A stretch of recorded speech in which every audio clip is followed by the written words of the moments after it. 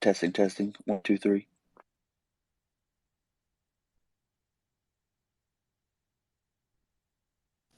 Loud and clear. Where's the intro music, Cal? It's not playing for you guys? I heard it on my end. Not for me. Not for me either. I was jamming out to it. I was like, you were speaking over it too. I was like, I didn't even know you could do that. What's up, guys? Nothing much. Chilling. Exciting times. Chad, how you feeling? We finally got lending shipped. Last time we talked here, it was when we were having to delay it a couple of days, and now we're here. Lending's been live for probably like I don't know, 4 days, 5 days now. I think we started on Sunday night or Monday. How you feeling about the whole thing? I mean, it feels like we finally get a launch after so much time on working on that particular feature. And it's probably the biggest feature we've launched since we launched THORChain. So it's obviously a significant milestone for the project.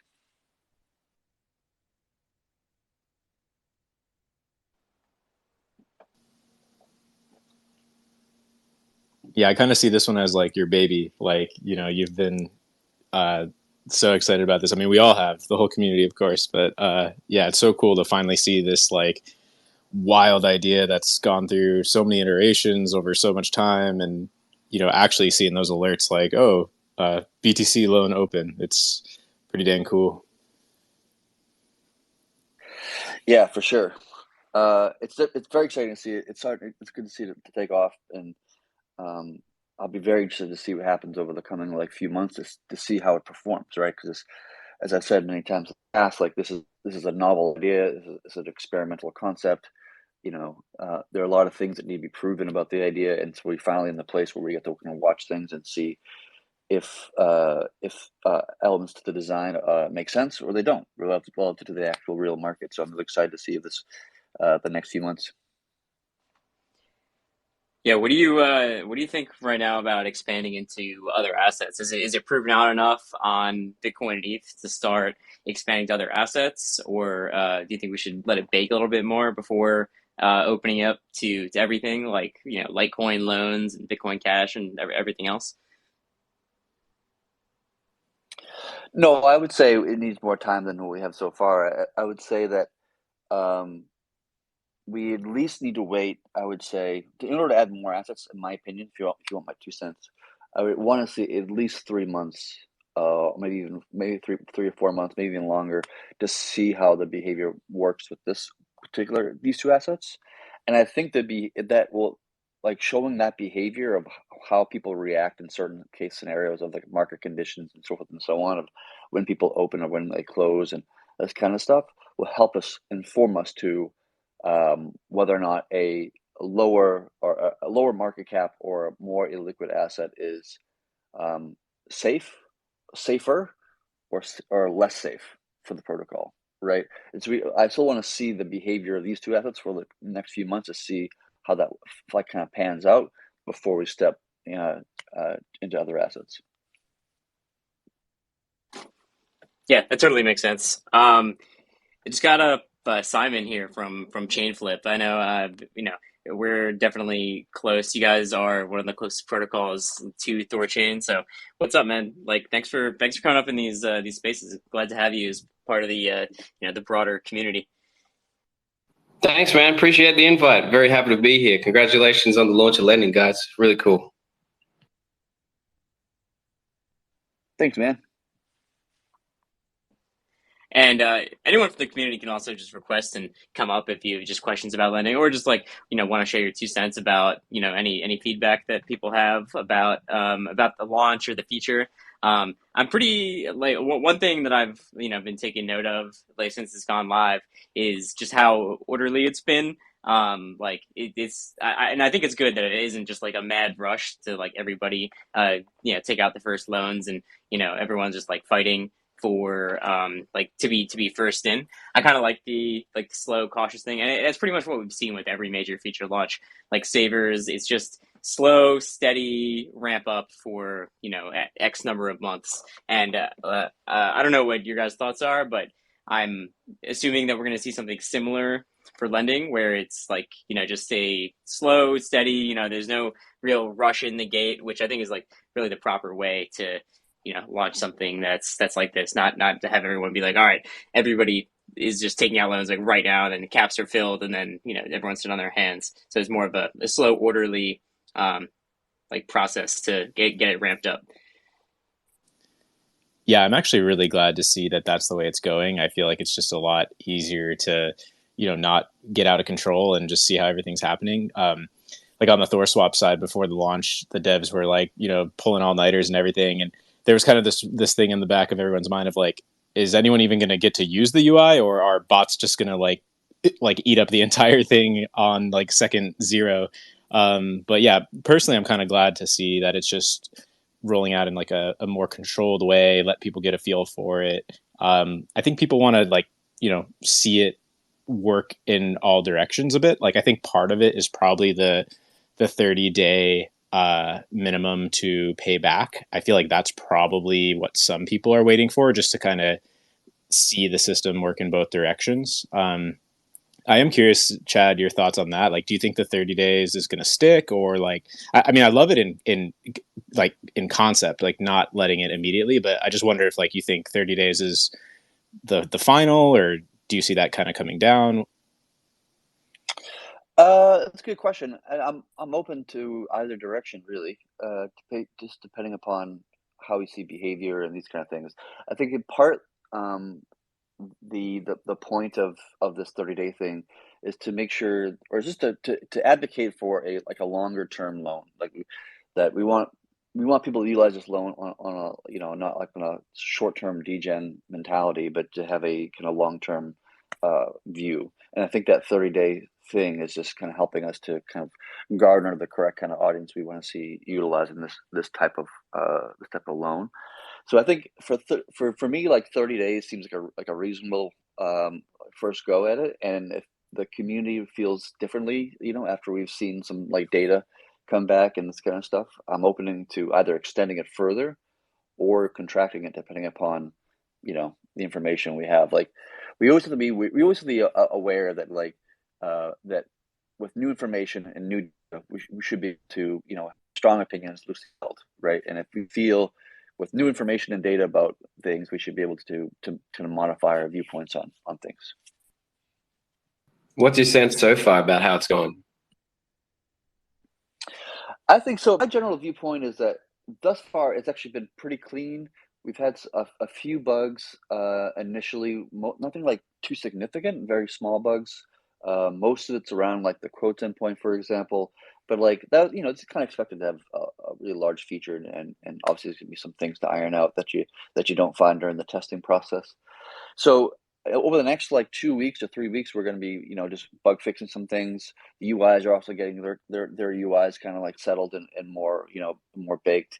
And then the other kind of thing that we're hoping to push out relatively soon is allowing stream swaps to enter and exit loans.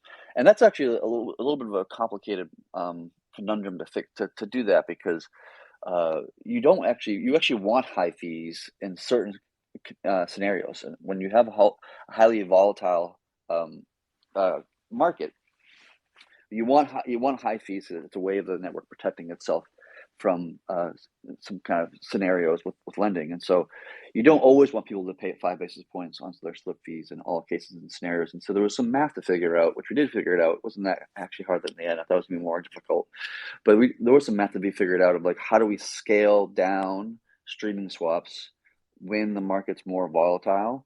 And then there's also the complexities around like, well, we don't want to get situations where streaming swaps create complexities around like loans themselves, because you can have these scenarios where a streaming swap is like partially fulfilled. And so if you're like, you can't really partially open a loan or partially close a loan, and that if you did a lot like that, you would make the code like a lot more complex, and then you would also kind of create an opportunity for more bugs, issues, maybe even exploits. And so I'm kind of hesitant around doing that, and so I'll make sure that we can make some changes to streaming swaps to make sure with a very high degree of certainty that if you were to open a loan or close a loan, that you would not get into this kind of half open, half closed. So there's like a bunch of problems to be solved, and I think we've pretty much solved most of them, if not all of them. And then that will allow people to enter with much larger size than what we've seen thus far. I think in general, I think the biggest loan we've seen thus far, maybe Kyle or Chad Thoreau can correct me, but it's probably around like what 25 or 30K. You know, it's probably the biggest loan, and I think we've heard from multiple people in the community saying that they know somebody or they are somebody who wants to take a much larger loan, but they're waiting for the slippage was just too much, you know, to kind of support them, which makes complete sense to be objective. So I think once we get the streaming swaps working on lending, we might see an uptick in terms of like larger size trades. Yeah, it makes perfect sense. That was the largest I saw too. I think 2 BTC collateral and approximately 1 BTC as the loan amount. Yeah, so I think streaming swaps will definitely open that up to larger loans potentially. And same thing for savers. Like, is it equally? Is it? I would actually guess it's simpler to do for savers than for lending. Is that true? Like, is that because that's going to be? I mean, I'm really excited for that. Like, because especially with just how the network has been recently, like suddenly there's all this extra cap space, and we got stable savers. I'm sure we'll get into like rolling out, and like so savers is looking pretty sweet again. And then you put streaming savers on top of that, and like that's going to be pretty exciting. Yeah, so streaming for savers is a little bit simpler because in a loan, there's actually 4 trades happening, right? 2 swaps on the collateral coming inbound, and then 2 swaps on the debt going outbound. And you want to make sure you do all that in an atomic fashion, right? Or in a way that you're not going to fail the transaction on the way out on the debt, for example. And that's one of the challenges of streaming swaps is because it's up across multiple blocks. You really can't do an atomic streaming swap. It doesn't make any sense. So that's a lot more complex and difficult than savers. But the problem with savers, the challenge with savers, is that you are streaming into a synthetic position, and there are synth caps and there are TVL caps, right? And so what happens when you start the streaming process to become a saver, and then halfway through that process, we hit the synth cap or we hit the TVL cap, and we have to like, you know, reject your thing or whatever. And that's a discussion that myself and Dennis are having about what's the best way to handle that. My initial feeling is that like as long as we have enough space at the beginning of the streaming swap, it probably doesn't actually matter. Like these caps are not like hard caps, like you can't go over it by $1 or else the whole thing will crash. Like they're quite soft in their nature. So and these streaming swaps happen probably at every block over, you know, several thousands of dollars. And so like you could probably get most streaming swaps will happen within a minute, right? For entering or exiting a saver's position. So it's like very small like period of time. So it's probably not that big of a deal. But I'm still having conversations and debates with Dennis about this topic. But yes, savers is a simpler thing to store than loans, but they still have their kind of rough edges, sharp edges.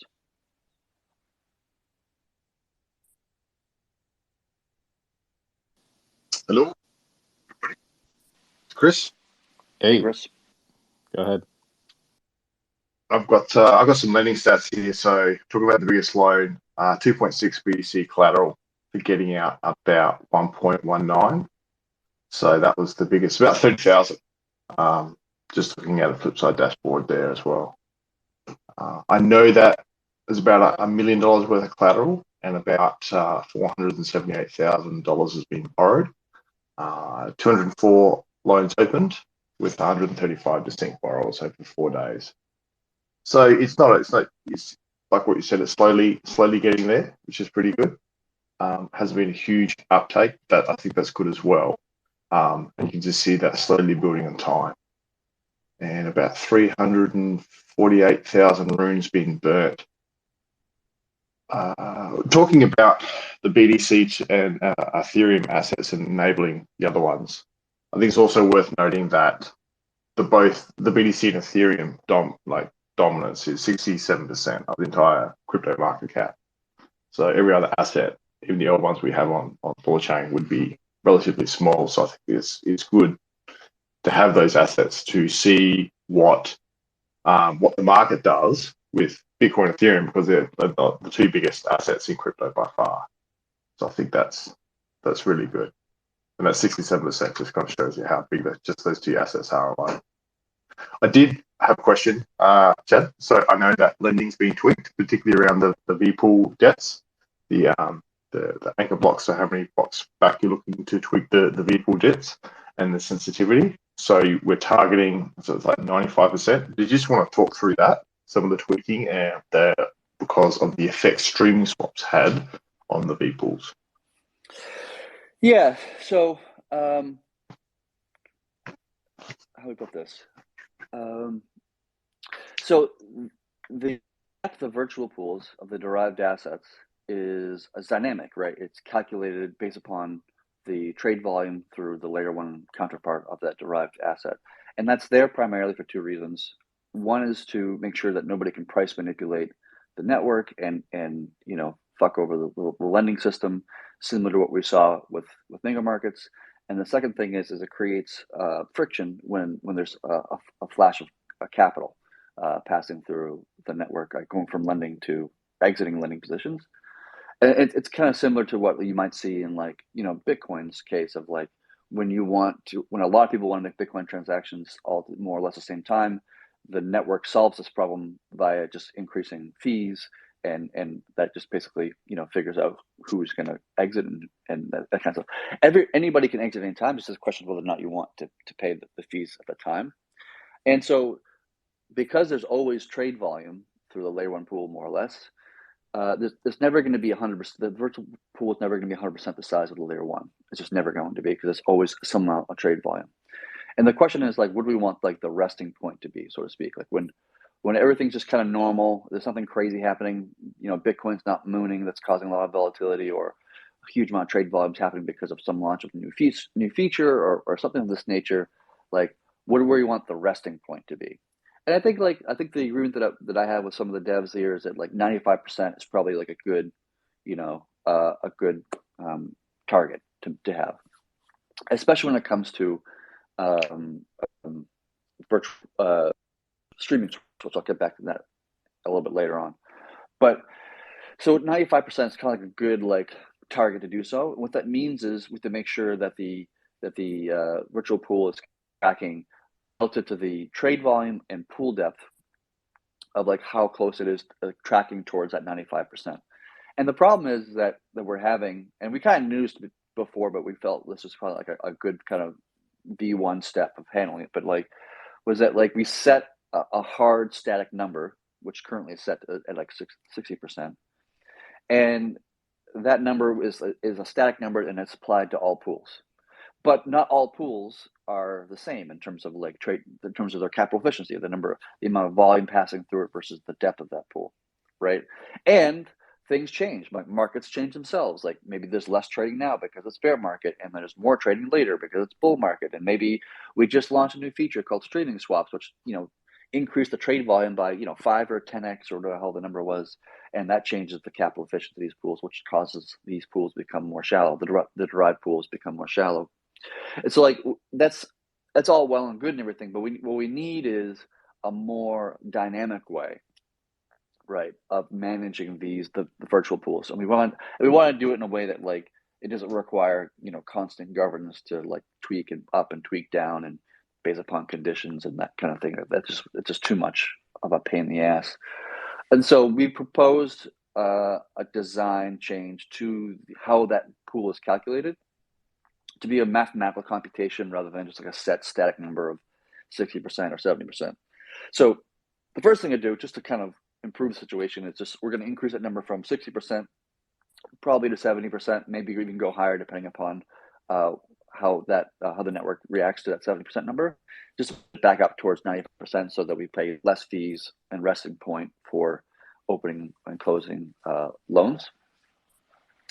And then after that, there's this proposal to make a change that the network will will compute how much sensitivity an individual pool needs based upon the last 2 weeks of volatility and trade volume and all these things.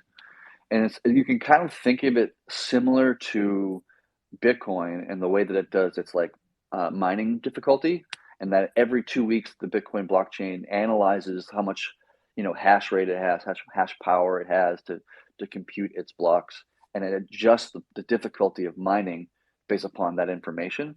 It's conceptually a little bit similar to that, and that look at the last 2 weeks and adjusting every 2 weeks so that if there was some sort of crazy event that happened today, it wouldn't actually change the sensitivity of the pools at all.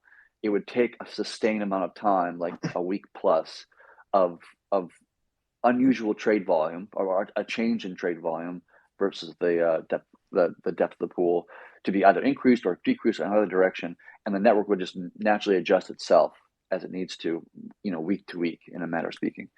So I think that's the long-term kind of fix to this particular thing, and that's something I'm looking to get done, in the next couple of releases.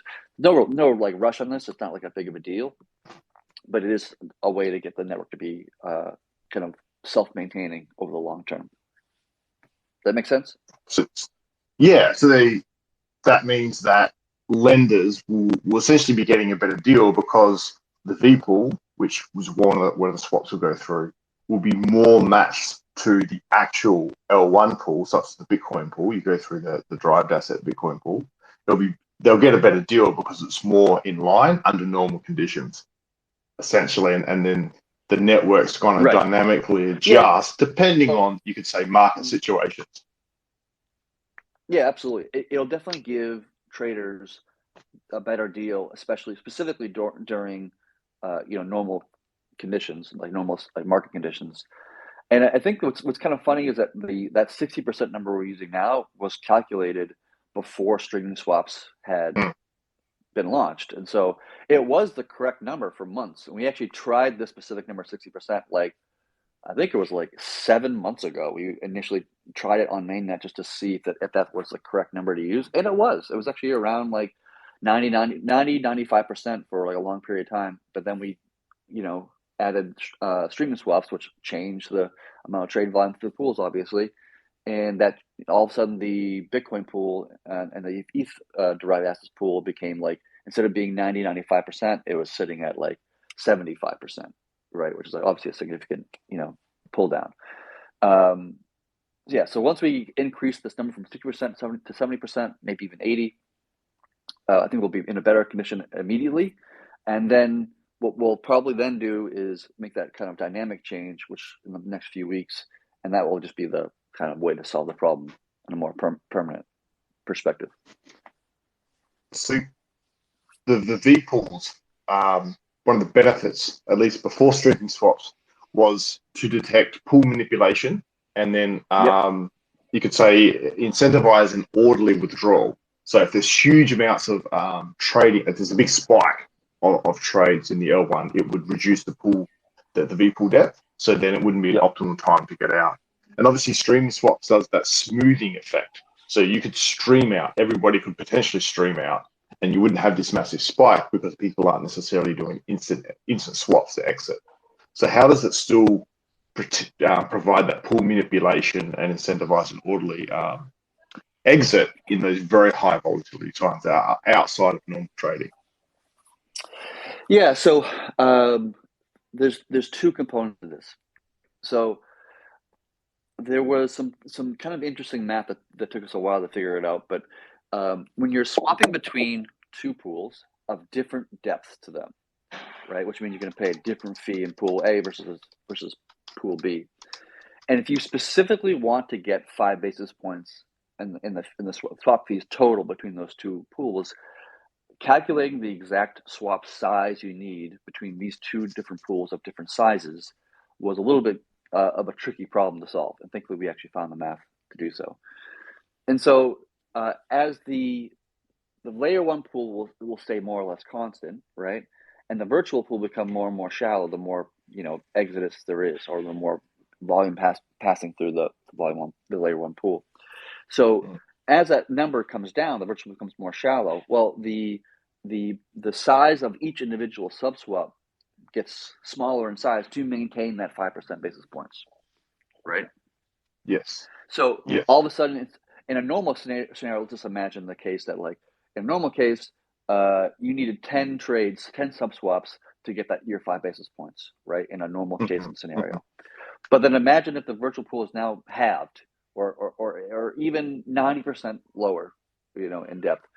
And all of a sudden, instead of 10 trades, you actually need, I'm making up numbers here, so don't quote me here, but like 100 trades, right? So it actually dynamically means that you need a lot more trades to maintain that 5 basis points. That's the first component. So you need a lot more trades to maintain that low 5 basis points, fee that you would be paying.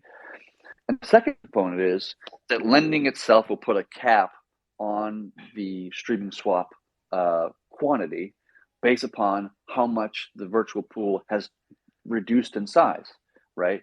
And it follows the same exponential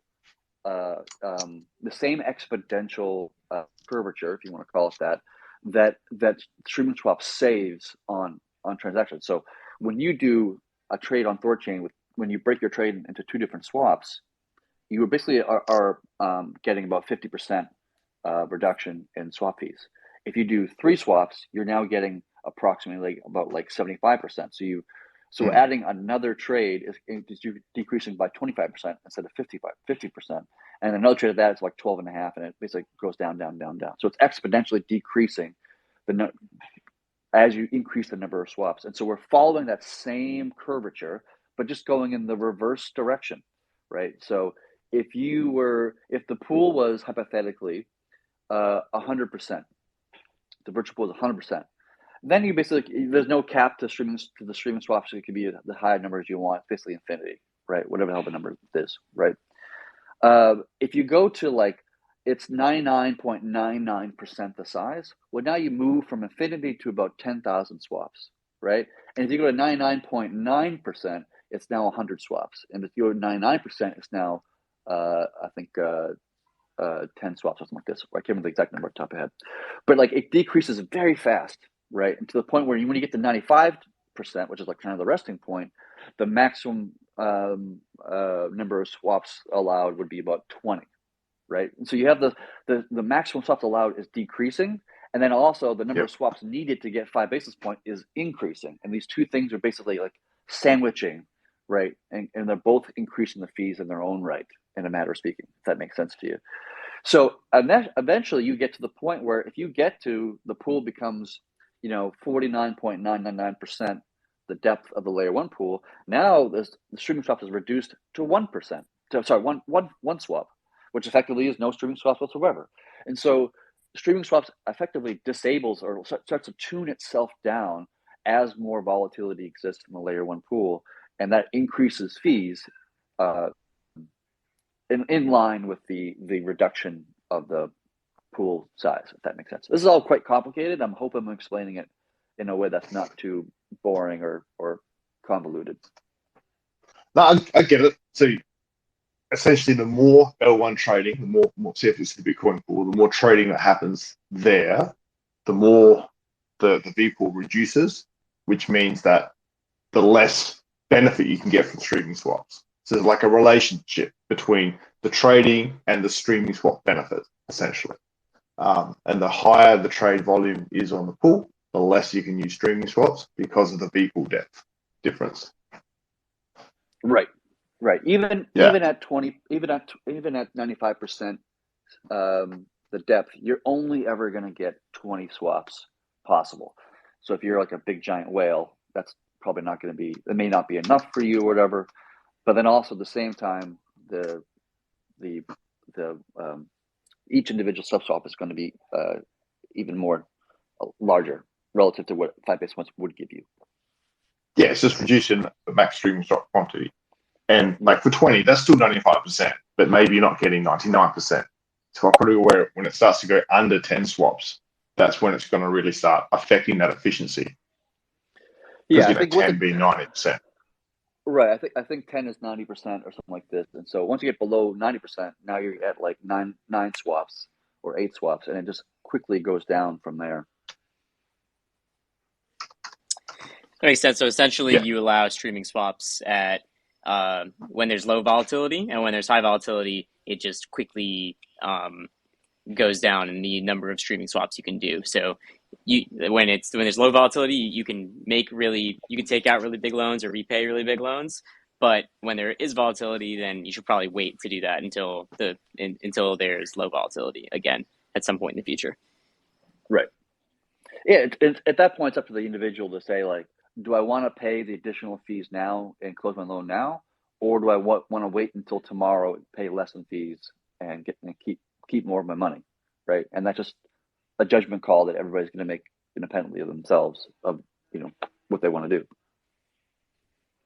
and the quote endpoint or interfaces will tell you, right? That's a part of what gets returned when you ask it to say, well, if I put a loan in, this is how much I'm going to get out of debt. So you'll understand whether that's still favorable for you or not from an end user point of view. Exactly.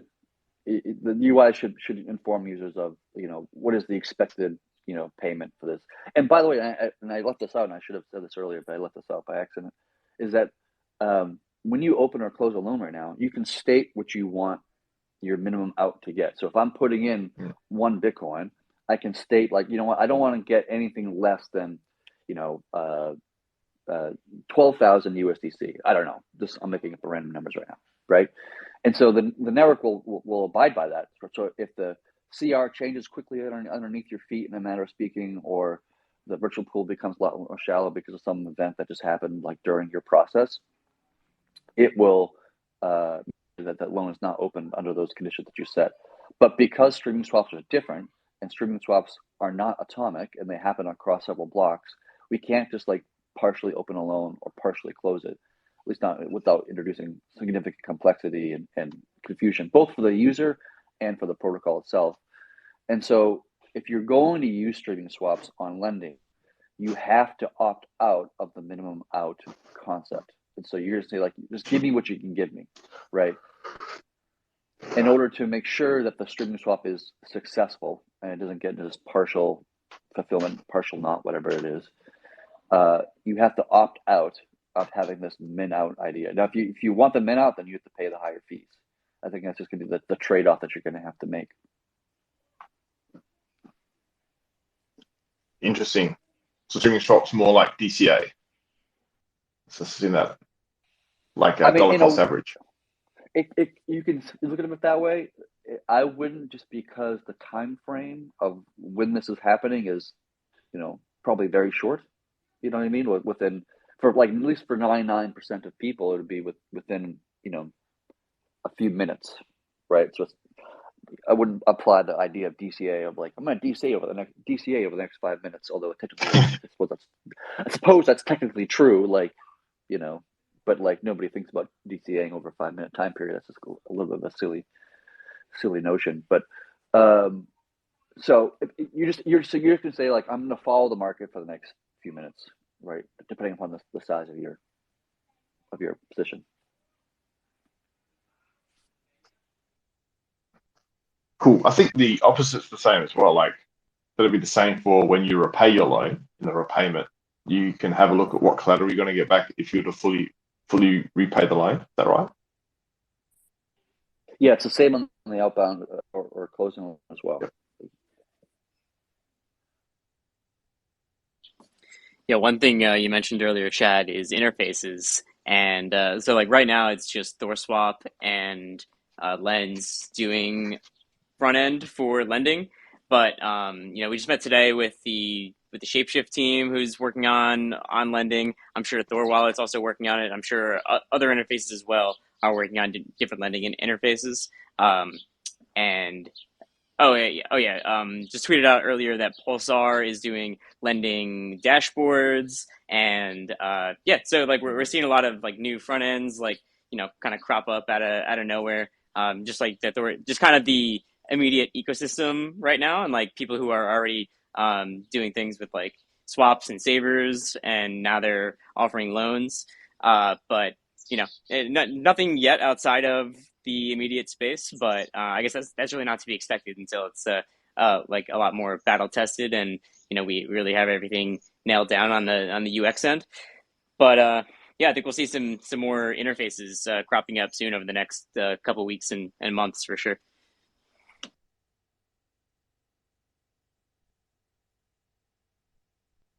Yeah, excited to see more UIs get involved in the game here. I'm sure Shapeshift will probably add lending at some point too. They're probably going to be doing that at some point. I'm assuming. Yeah, we literally just met with them today, just like giving them feedback on their like design for the open and closing and stuff like that. So they're well on the path of getting this shipped out. And they also just put in streaming swaps the other day, and I think we saw our first big streaming swap come through Shapeshift today. Is like a 77 Ether to Bitcoin swap coming through the Shapeshift front end. I saw, so I think that was the first big swap to come through Shapeshift. So huge shout outs to those guys getting their first. I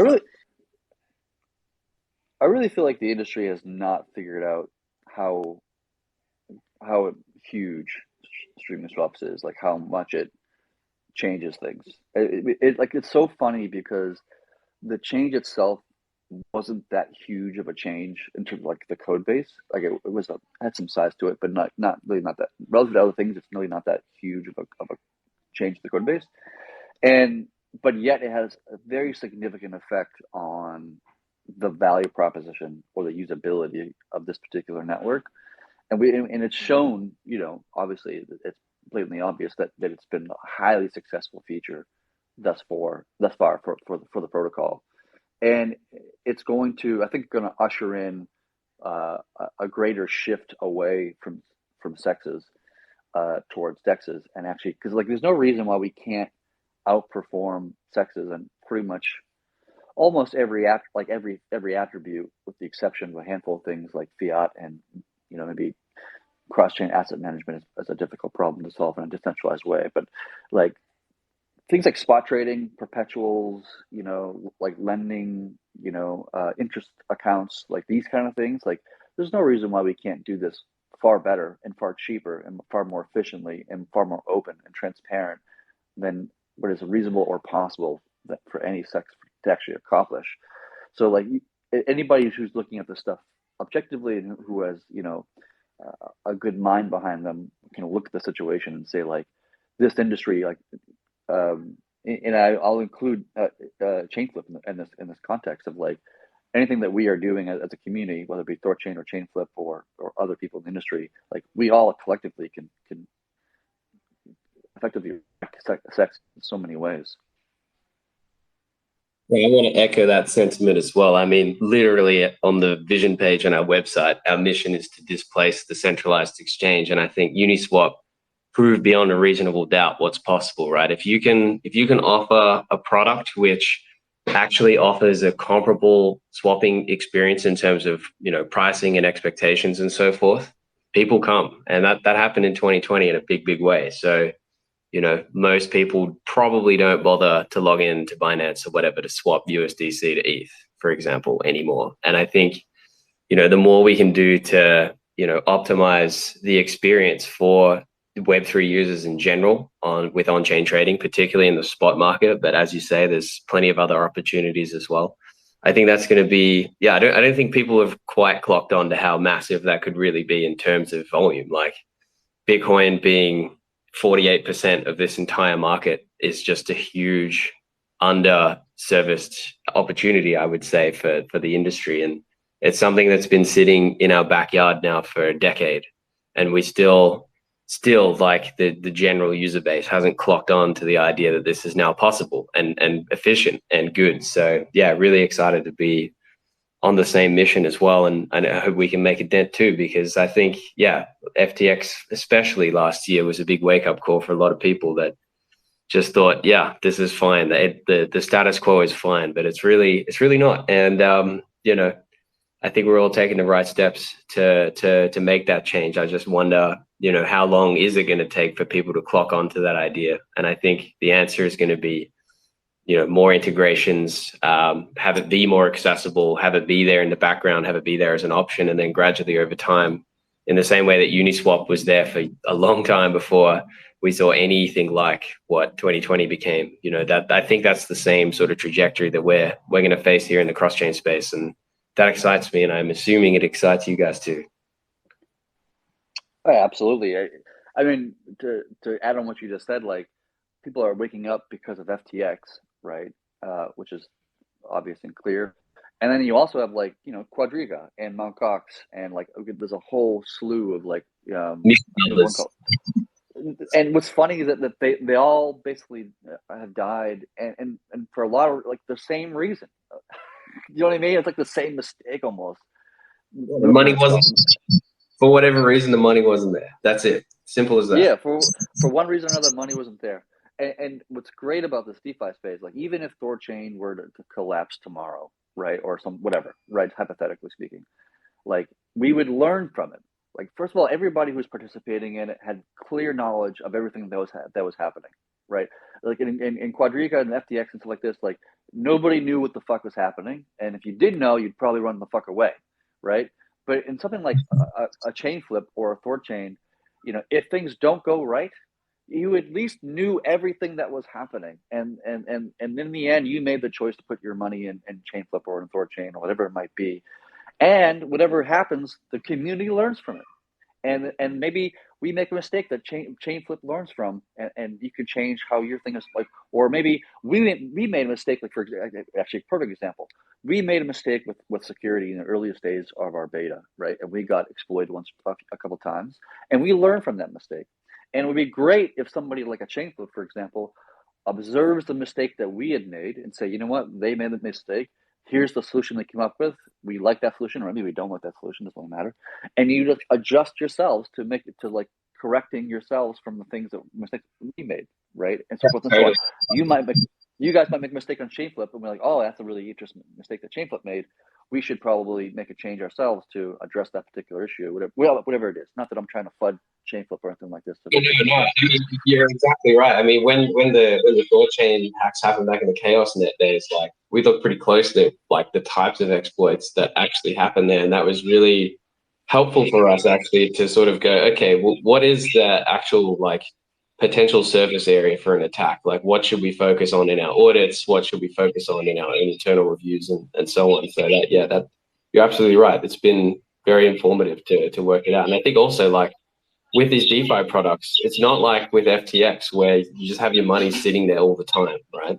This is like you're only exposed to it. Most users, if you're not LPing or whatever, you do a swap and that's it.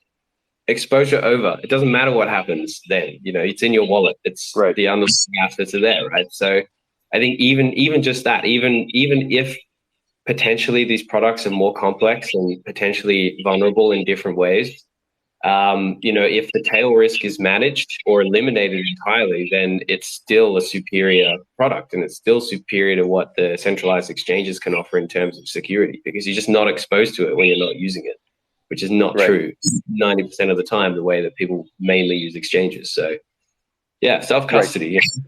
Not your keys, not your coins. We've said that over the last decade. The exchanges are designed for you to deposit your money and leave it there. They want you, that they specifically, they don't make it easy for you to deposit and swap and exit like you do on THORChain or Chainflip, because they don't want you to do it. They want you to hold their capital so they can play with it and do things with it that they want to, either for shorts or, options or whatever the fuck they want to do with, or just resell it for other purposes. Like who knows what the fuck they're doing behind the scenes? We don't have any clarity. One of the great things that every time I roll lately, I have been re-KYC'd like 3 times in a row. Great. Fuck. One thing that I hope that we can do, and this is something that Lena and I were just talking about today, and we were talking about you guys over at Chainflip, is that like there's a crazy, interesting ideal that we can achieve as an industry. Me as a THORChain community, and you as a Chainflip and so forth. Is that like we can connect to each other and utilize each other arbitrarily. Yeah. The fuck out of this thing. Like I'm totally down to doing a DEX aggregation with Chainflip and Chainflip with us, and then we can pull on your liquidity and use your assets that you connect with, and you guys can do the same thing on our side.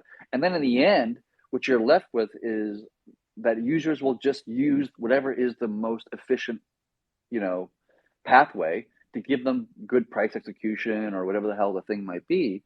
And whereas in the centralized exchange world, like everybody wants to be themselves and like the capitalistic mentality of everybody trying to beat everybody else just creates, like a competitive market, which in itself is a good thing at a high level.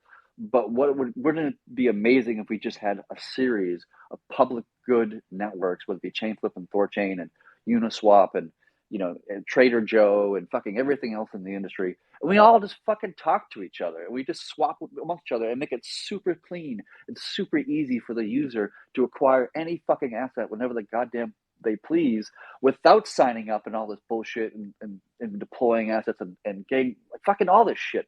Like, how amazing would that be if we just like work together as an industry and we could totally fucking do it, and it'd be fucking awesome.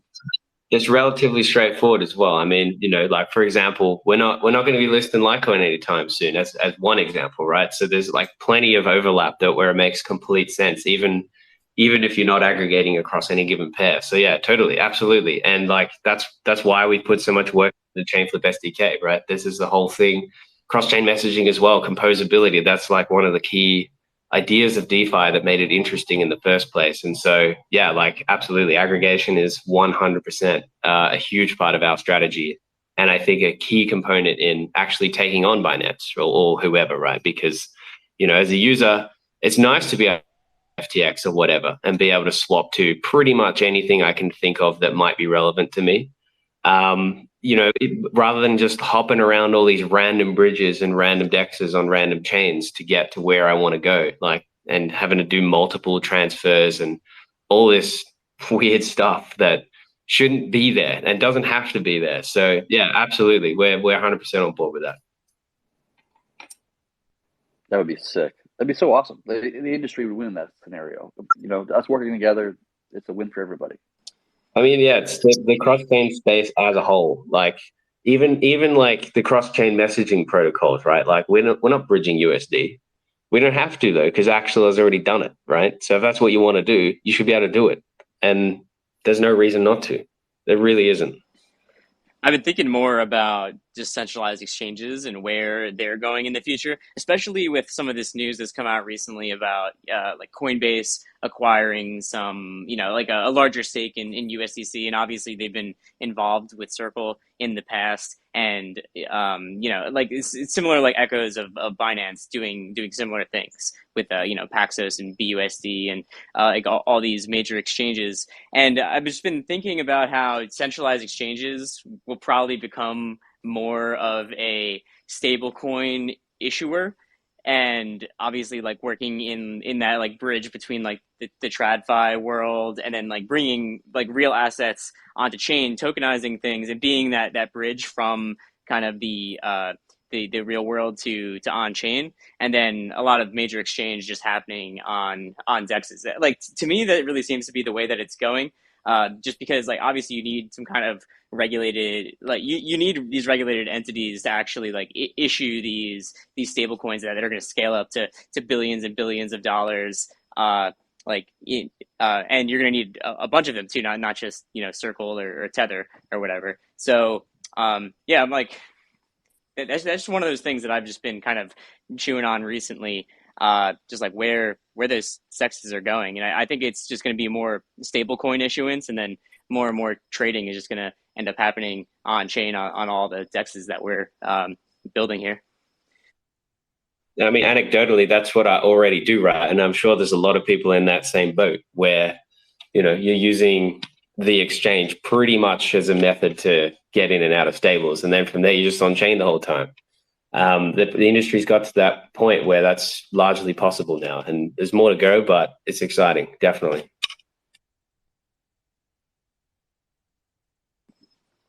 Hey, speaking of stables, there's one thing that's just come out this week, which is probably not widely known yet because there's really not been a lot of effort put into like getting the word out there yet. But stable savers are live on THORChain, so you can. So all of the Tor anchor assets, so all of the stable coins which are used to find the Tor price, which I believe right now is just Ethereum USDC, AVAX USDC, Ethereum Tether, and maybe BUSD on Binance Chain. I'm not sure if there's more than that, although but all of those assets can be added to savers now. So you can actually deposit, single-sided, just any of those stablecoin assets, and then have a savers position in THORChain. So that's like brand new to the protocol this week. And no one's really made any noise about this yet, and we definitely need to ramp it up a bit and add support for all of the other stablecoin pools that we have, like especially the new ones like LUSD and GUSD and USDP, and there's a good number of them that exist that we need to add support for. But that's a brand new thing to look forward to on THORChain.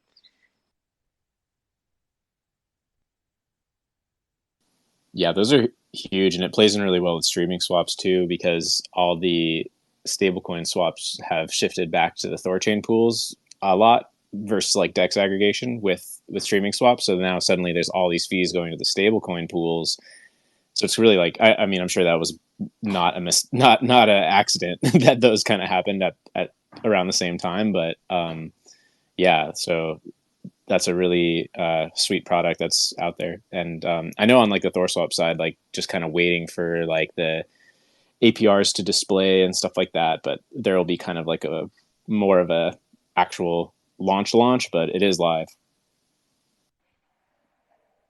Okay, so let me splash a little bit of cold water on this, right? Because I want to make sure we keep it real in a matter of speaking.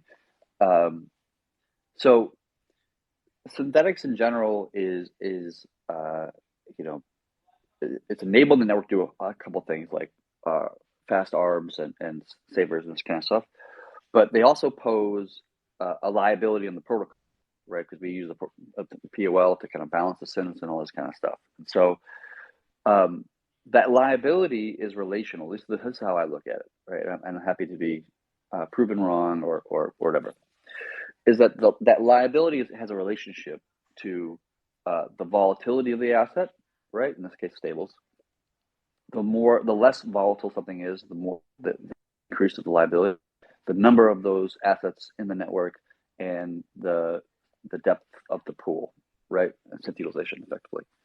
And so, because when we move from a bull market to a bear market, right, and the rune price goes down, and the other asset, in this case, we're talking about stables, is basically stationary.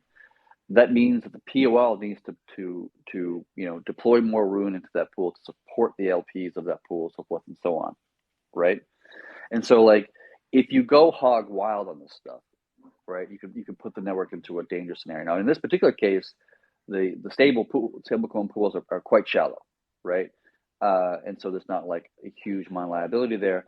But I want the community to be aware of and to be completely clear and upfront from the get-go. I want the community to be aware of that we don't want these pools to become like massive in size, like something the size of the Bitcoin pool or greater. And we probably don't want to see a 50% synth utilization on these stables, because they pose a greater liability to the protocol. Do you see what I'm saying? So I think we should be aware of this when we're entering it, and kind of keep a watchful eye of it over the next few months or a couple of years or whatever, and just kind of tamper things when it makes sense to do so. Does that make sense? Yeah, it does. Yeah, thanks for adding that. Are the caps? Can the synth caps be set specifically for the stable pools? Or is it currently just like across the board? It's currently across the board. There's no specific synth cap for particular stables. I'm open to the idea of adding that, and maybe that's the right thing to do. Maybe we say that for the stable coins we don't want to do a 60% utilization like we do other assets. Maybe for those we want to do something smaller, right? Maybe it's 30%. I don't know what the number is off the top of my head, but just that might be a way of going at it. But in general, I want to make sure that we are aware as a community, and we keep a watchful eye on all of these features we're adding, whether it be savers, lending, all these things we're talking about, that we understand where the sharp edges are, and we know how to handle it when we get closer to those things. In general, most of these problems that we're talking about in the protocol, we can see them coming, a mile away, right? Which is why I'm talking about a theoretical issue that we could have at the next bear market, which is what, like 40 years away. You know what I mean? So it's like we have plenty of time to adjust and correct it and right the ship as we see need to. But I just wanted to voice that mentality, just so the community as a whole is aware of that and keeps a watchful eye over the coming years. Yep. I thought there was a maximum depth that was available, and it's quite a bit lower for the savers pools for stable coins than it is for just the regular assets. I believe it was like 33% rather than 50%, which isn't. I mean, I'm sure we can adjust that as it goes on, but obviously we don't want them to be like giant stablecoin savers pools, but we do want some kind of depth in the stable savers pools. Yo, Logan, and also Gethro. Sorry, I brought you up here way before, but I haven't really given you guys a chance to speak. Sorry, I think Simon had something to respond on that previous topic before. Yeah. I didn't have something to respond, just to a question that crossed my mind while we were talking about that. Like, talking about caps and having like these assets and wanting to restrict the pools and stuff. One of the things that I've been thinking about recently with Chainflip is like, what happens when, and you guys have probably done this before, I don't actually know, but what happens when you make the decision that for the benefit of the protocol, because of the economic security limitations and so forth, what happens when you decide that you need to delist an asset, you need to delete a pool or something? Like, how do you guys actually think about that? Have you guys done that before? Yes, we did do it once. We have done it before. We've done it once before. It was an asset called Terra. I don't know if you've ever heard of it. Okay, yeah, that checks out. Yeah, it's complicated. So with synthetics and with lending, it makes it even more complicated, right?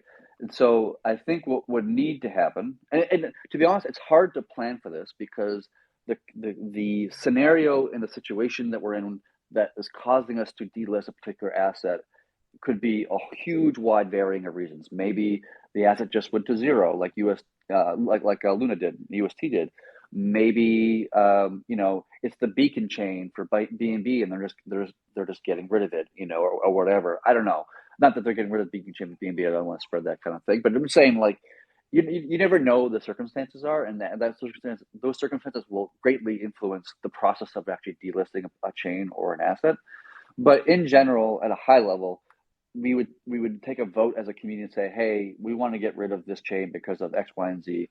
Assuming the nodes pass it, this should be a signal to the community to start withdrawing your assets, like start, burning your SIM and, closing your loans if you have collateral in that particular asset. Of course, right now it's only Bitcoin ETH, so, and obviously we're never going to remove those chains for obvious reasons, but like that does create a lot of complexity. But we have to give people time to withdraw, and if they are sleeping and they don't do that, then there's nothing we can really do about that, with the exception of with synths, we can probably just we can burn their synths for them, maybe through a store migration. With LPs, we can withdraw their liquidity for them through what we call a Ragnarok protocol. But lending is more sticky and more difficult because it requires them to put in capital to get out the capital, and we're probably not going to pay off people's loans for them. That's probably not likely to occur. Yeah, that's a little more kind of a sticky situation. But we'll have to think about that as a community, and But I can't imagine us really removing chains in general, with the exception of the extreme edge case of like a Terra. Yeah, it's just like when you've got limits on how much you can support, right? And both between validator endpoints as one example, but the economic security and the liquidity as well. I guess so. You guys have a withdrawal address pre-programmed for the LPs, right? So you can just basically yeet their funds at any point in time, and it's all good. Is that kind of the vibe?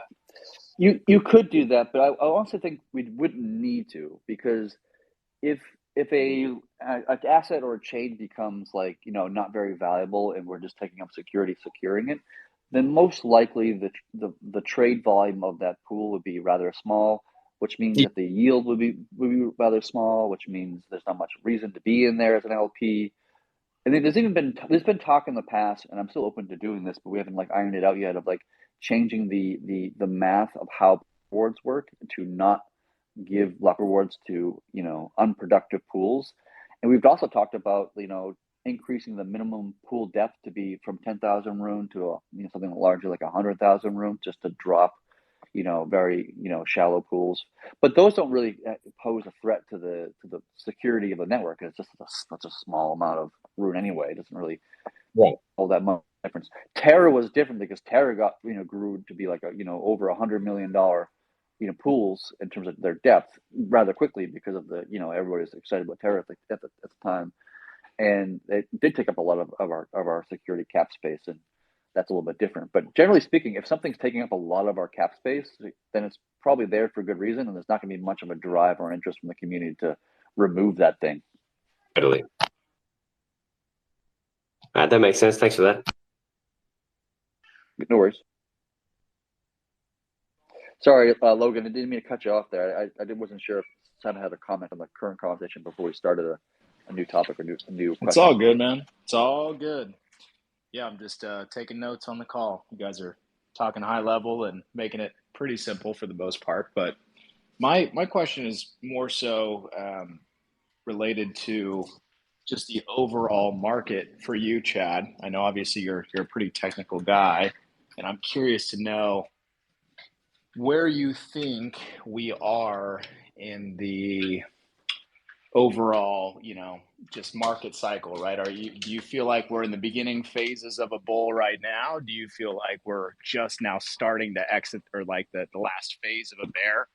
I'm seeing a lot of conflicting back and forth. I mean, I look at the price of Rune and I'm like, man, price has gone down by 90+%. Fundamentals have gone up through the roof. So it's a no-brainer buy to me. But someone like you that's really entrenched in the space, and I'm sure you're more in like build mode than looking at charts. But again, getting your opinion on kind of where we're at in the overall market cycle would be interesting to hear. Yeah. Okay. So here's how I think about it, and let me preface this and say I'm a builder. I'm a entrepreneur, person. I don't really look at TA. I don't get to TAs. Anybody listening to this, TA is fucking pointless and useless. Don't listen to TA at all. It's fucking stupid.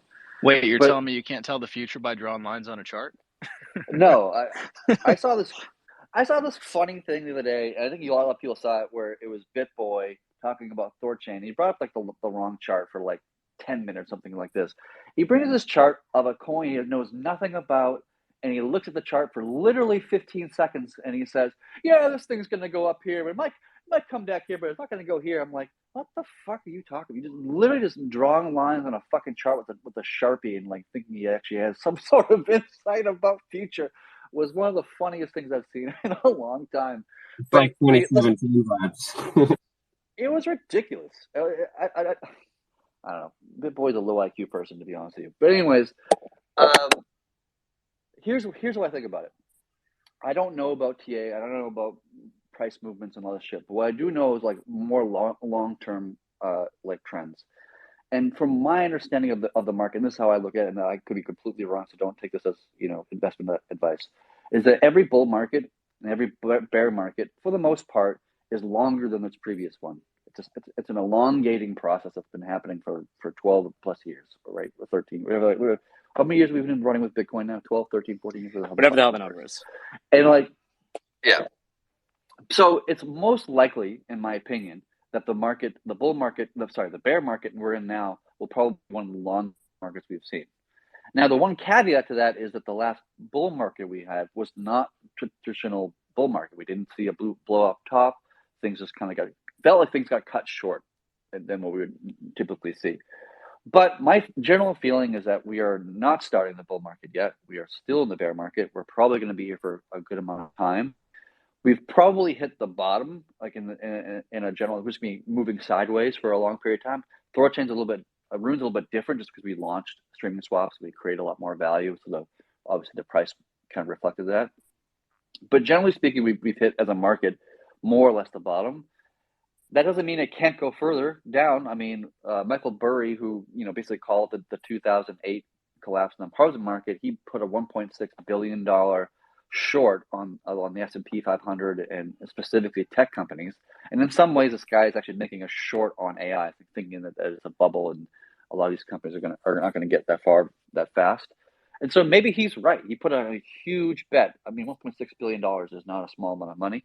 And so he's feeling that, probably by the end of the calendar year, that the market in general is just going to have a strong pullback. And if that's the case, it's certainly going to have an effect on crypto as well. So we could see more of a downside if the general macro of stocks and bonds and these kind of things pulled back as well. But if assuming nothing crazy happens in the macro of the political economic world, of a general political collapse or general market collapse, then we'll probably have hit the bottom of the bear market more or less if things move sideways up and down a little bit.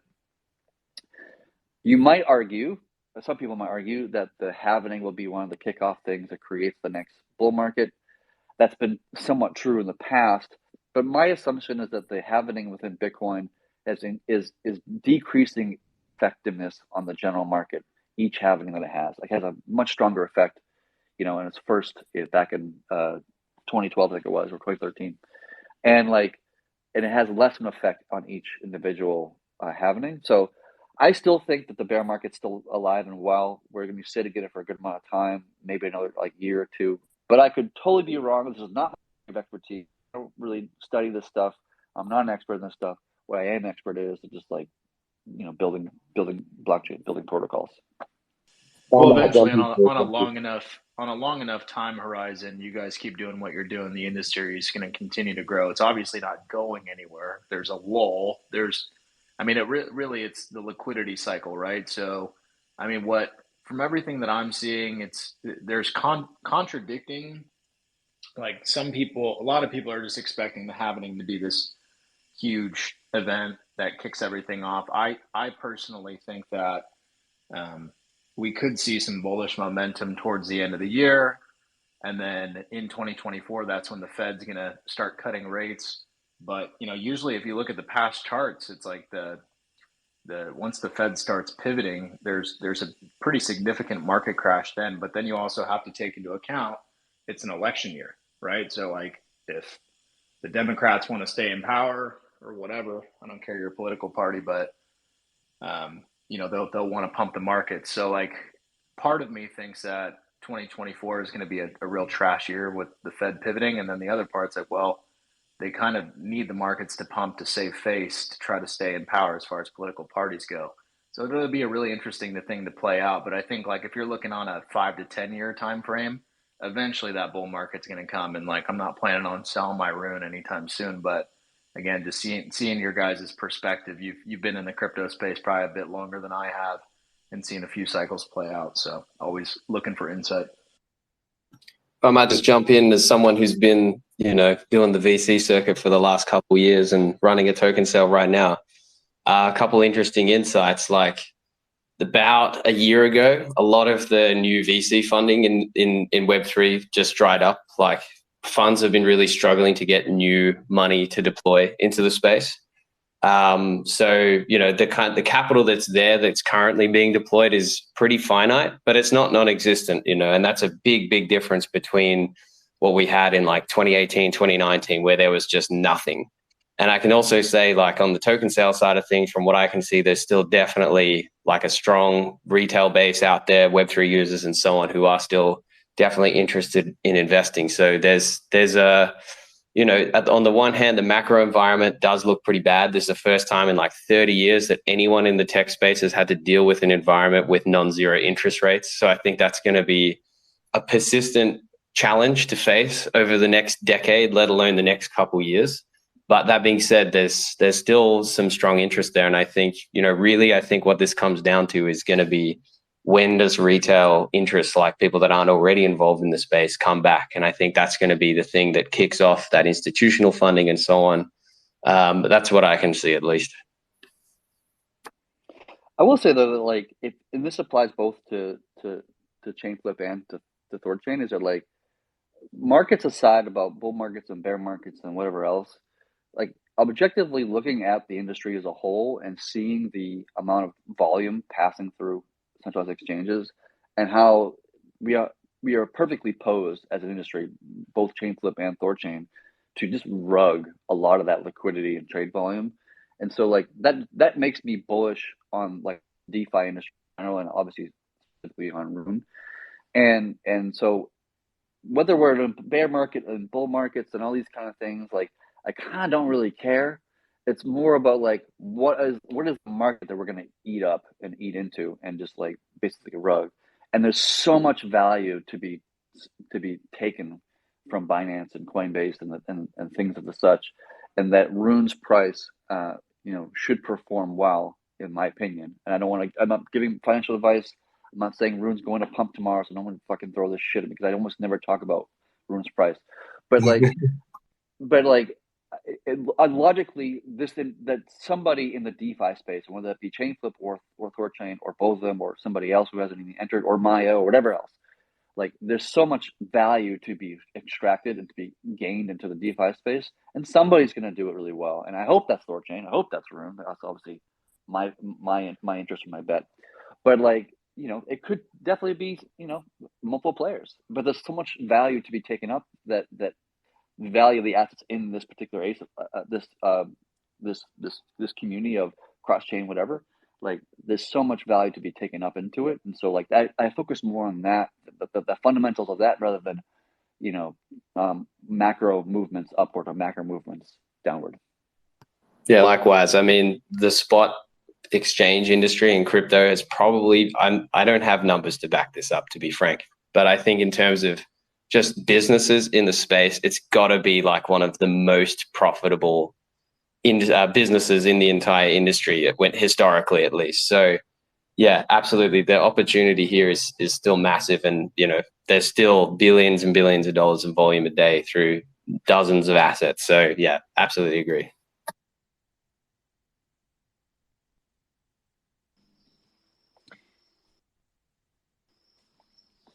Hey, Juggernaut, what's up, man? Hey, what's up, guys? You hear me? Yep. Yes, sir. Yeah. Hey, everyone. My intervention is for Logan. Logan, I follow you, respect you, no problem. But when THORChain is talking about supranational financial system, you can't resume all crypto of in 2024 American election. Please, there is a world around USA. Okay, just to say that. Look at what happened with BRICS now. Maybe they will build their one CDBC. I don't know. Please, it's a global movement, not only in USA. Just thank you. Yeah, but people still look to the U.S. as the market leader, and for like the Nasdaq is premier, right? I do agree with you that crypto is global, and fuck the United States for the most part, because if for example, if the United States approved the ETF, Bitcoin would probably fly right now. Like, so when you're saying that's right, but that is counteracting what you just said. So it's bigger than the United States, but the United States still holds crypto by the balls to an extent, just because the U.S. is still the most powerful country in the world, and people look to the U.S. as the market leader. But I mean, I do agree with you that it shouldn't be that way, and crypto is global. But it is what it is. Like we're in this period of time where they're trying to fight the tide. Eventually, the regulators are going to get swallowed by the ocean. It's just what's going to happen, and they're basically just delaying the inevitable at this point.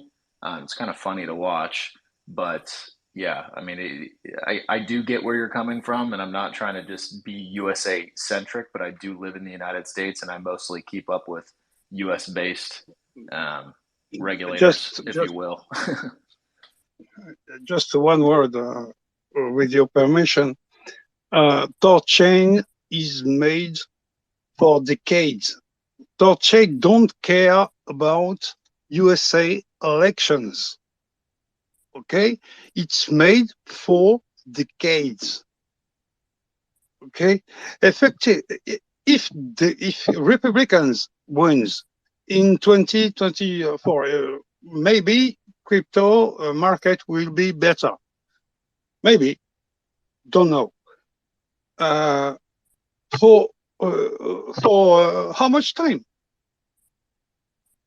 An evolution is for decades. It's not for 2 years or 1 year. Or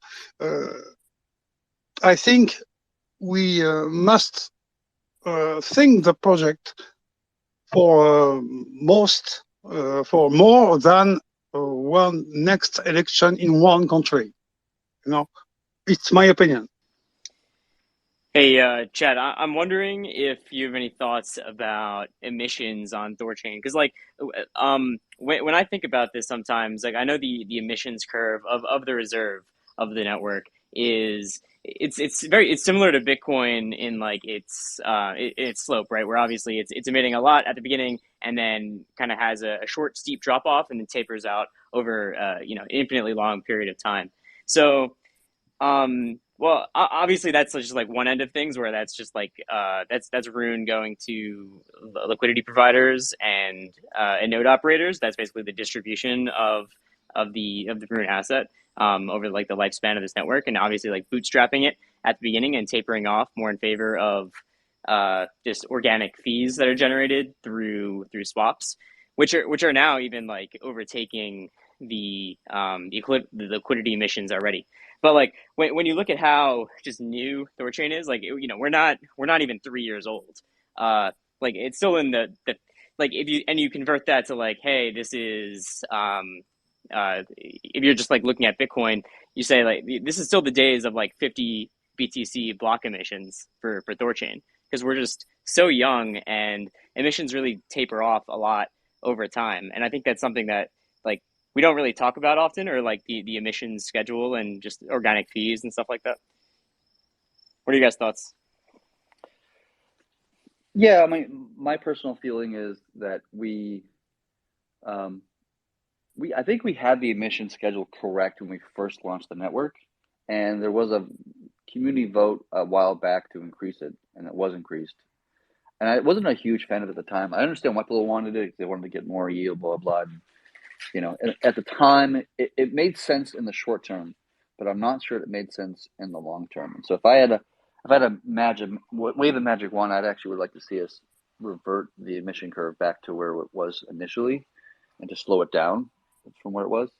I mean, but at the same time, like our emission curve is like relatively small to the rest of the industry. Like if you look at us versus like Osmosis, for example, right? The amount of tokens they emit per month, whatever, is a lot higher than ours in terms of the percentage of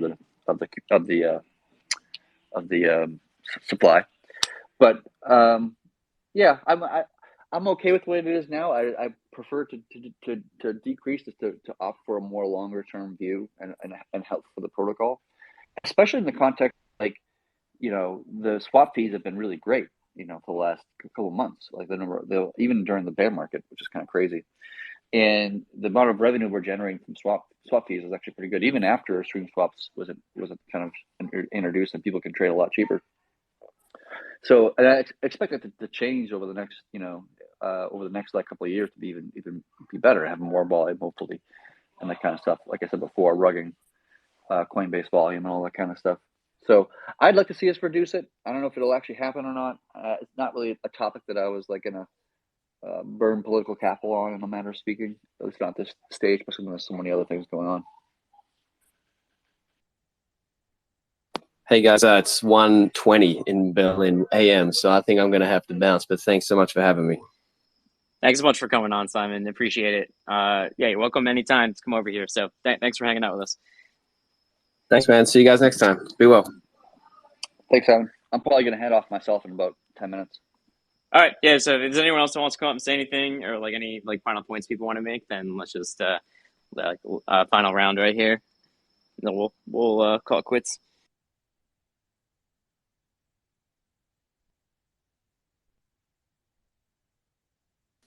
One thing that I don't think came up, unless I tuned out for a second, but the test that the Treasury did about doing faster streaming swaps, I don't think we've touched on that on the space, but that seems like underreported how big that's going to be, because I mean we're talking about streaming swaps being like significantly faster, right?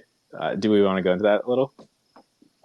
Yeah, sure. So initially, it was the recommendation of the team that a streaming swap would happen every 10 blocks, which is basically once a minute, right?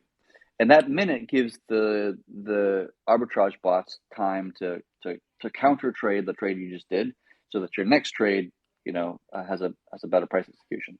That's basically what it means in a high level. And so the treasury just took a bunch of funds. I think it was like $100,000, and just traded a bunch of times back and forth, testing, 10 blocks and 5 blocks and 4 blocks and 3 blocks and 1 block. And what I found was actually quite surprising is that like, even if you do it on a 1 block basis, from what we've seen, like, it actually has the best price execution. You would think it'd be the worst because, you give arbitrage bots very little time, but because synthetics allow them to arbitrage the blocks like really, really fast, you can get away with that, and it works pretty well. I would caveat that, and this is my 2 cents, my personal opinion, is that like this probably works generally, but it may not work like all the time, right? And especially in the cases where there's high amount of volume, arbitrage bots already burnt all the synthetic Bitcoin they have or whatever, and they don't have more to burn, so they have to fall back to layer one arbitrage, which obviously takes more time for Bitcoin, being 10-minute block times. And so I think in general, it's probably pretty safe to use zero, like a 1 block interval. But if you want to be more cautious, you can increase it to 5 or even 10. But it is interesting to see that how effective it actually is. It's actually much more than I would have guessed, to be honest. Yeah, I think that's really, really exciting. If you had like advice to interfaces, what do you think is wise to try? Like, would it be to just go to maybe like 3 for now or something? Like is 3 significantly safer than 1, or is it all like kind of the same? My mentality is that I would put it I would look at the swap queue and see the trade volume occurring, right? If you look at the trade volume that's occurring, you can get an idea of like how much volume is passing through the chain, more or less, and that would give you really good more insight about like what is better. And if it's generally just normal conditions and there's not much in the swap queue and there's not like a thousand streaming swaps or something like this, then you can probably just keep it small at 1 or 2 or 3, right? And it'll probably just fine that way, right? And if it's not, the worst case scenario is your mint out that gets hit. You get a partial fulfillment, and that's not like the worst case scenario in the world. But in the end, like, people can trade a lot faster, and that's actually more beneficial for UIs than they might give credit for, because if you do trade every 10 blocks and you do 10 trades, that's a 10-minute trade, and the context of 10 minutes, like, how much can the price of 2 assets shift in 10 minutes? Well, some amount. How much can it shift in 1 minute? Well, a lot less, right? And so you're probably going to see less partial fulfillments and less like refunds and all this kind of stuff if you bring it down from like 10 blocks or 9 blocks to 1 or 2. That's my feeling, at least. Yeah, I'm also thinking that we'll probably see arbitrage get better, because if there's, I mean, the real limit is just like, are stints available, yes or no? And normally, like, 99% of the time, stints are available unless we're at some kind of like cap, which is unlikely to be hit at a moment where there is security space on the network. So that's an unlikely scenario in the first place, and it's more likely that arbitragers aren't taking advantage of the opportunity for whatever reason, like they run out of capital, like it's in the wrong spots or whatever. They're just not arbing. But if the opportunity is like continually presented because more and more are doing these 1 block streaming swaps, then I think that's definitely like something that could just improve over time and get better. And as more interfaces start doing that, like, and this is 10 times quicker than the 10 block ones. You're doing it every block versus versus every 10 blocks. That's 10 times quicker. So the execution on these is gonna be like really fast, and you'll be able to fit everything, like pretty much every swap size within like 10 minutes, I think. Like it's pretty substantial actually making that change, but it does rely on like arbitragers actually doing it. For big swap sizes, small swap size, it probably doesn't matter because you're probably only doing like a couple swaps anyway. By the way, and just to drop a little alpha on you guys, I've been chatting with THORChain about the idea of building a swap UI, and it's something we've been actively talking about and planning. And in that swap UI that I'm thinking about building, like it would probably be zero price protection, one block streaming swaps, whatever number of swaps that it needs to achieve the 5 basis points, and the UI itself would probably only charge like a one bip fee just to garner as much adoption and usability of THORChain to as high of a market in general, and it would probably utilize like memoless transactions as well to make sure that every wallet in the world could utilize this UI and pay 6 bips on their swaps and get any asset they want, or at least we'll start with the major assets to begin with. But like that's the UI that I'm actually planning on or thinking about building real quick, and that would be no price protection, one block, swaps, and like I think that's going to be just fine for 99.99% of trades, to be honest. And I've been looking at this for AskGalX.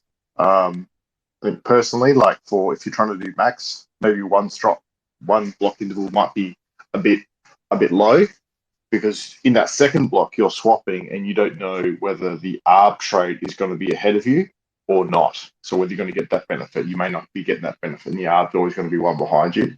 So you need to do 5 to get more. If you're trying to do the maximum, actually hit that 5 basis points. Also, I know that THORnode will give you pretty much the same price, regardless of the interval you select. So you can't necessarily know the expected output could be quite different, whether you do 1 interval or whether you do 10. But THORnode's not going to give you that because it can't calculate the arb benefit or the arb effect on that trade. So I think it's really interesting, and I also agree there's diminishing returns. So after you go from 5, but that range of where do you select, and it's got to really depends. Do I want to do just a 20 swap, 20 quantity swap when 100's available, or what? So that's something we're looking at with AskGalX and thinking: do we range it? Do we set it? Is 1 too low, or is 2 better, or somewhere trying to move between 1 and 5? And I think there's probably more experimentation and getting some good data out to understand where that balance lies, or to enable the user to set it based on their preference, rather than just having it as a set default. But keep in mind that like when you're doing a stream swap, you're making a small trade in a large pool, because each sub swap is relatively a small trade, and it depends on what the pools are, but just in general, that's true, right? And so if an arb bot doesn't arb after between every single sub swap, the price effect that you're having on the pool for that sub swap is relatively small, right? And that the next swap you're doing that wasn't arb, yes, you're getting slightly less execution, but the how much is like extremely small, right? And so it might be just worth that kind of risk of like arb doesn't get this one particular sub swap or 2 of them or whatever, but you get much faster trade execution, and you're less likely to have a partial fulfillment and that kind of that UX experience. I don't know. I think it's worthwhile that different UIs. THORSwap's going to do one design, AskGalX can do another one. I'm going to try another one, and we'll just look at the data, and the data will tell us over time like what actually makes the most sense, what are the pros and cons, and so forth and so on. Yeah, it's a hard thing because you don't want to lock the user into one set, and if they're expecting 5 basis points because that's what they've been told and they don't get it, then it's just like, I don't know. I don't feel there's like, there never feels to be a right answer. There's just probably a lot of experimentation. At the moment, it's kind of slider between 1 and 10 block interval, and it doesn't change like quantity at all, which I don't think that's right either. But that's, at least you're giving the user some choice to dictate time, even though they're not dictating quantity. It's going to be interesting to see where it all settles. Yeah. Last question, Kingfisher. What's up?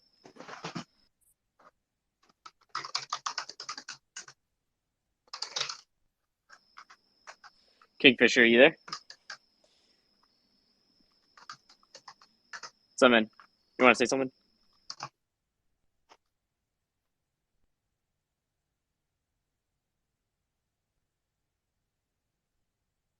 I don't hear Kingfisher if he is talking. Nope. All right. Well, unless he starts saying something, then we can probably wrap this up. So, hey, can you hear me now?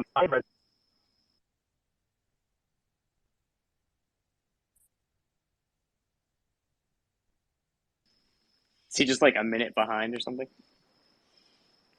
I don't know. He started talking and just went on. Yeah, I feel like he's like really behind. I'm not sure what's going on. Twitter Spaces has records again. Yeah, sorry. I don't think this is gonna work. All right, let's wrap it up then. Thanks for hopping on, guys. I probably won't be able to do next week, but let's do it again. And when we got more stuff to ship, let's do it. Hope BSC probably soon, and let's see what else goes on. All right. Cool, guys. Cool. Thanks. Later. See ya.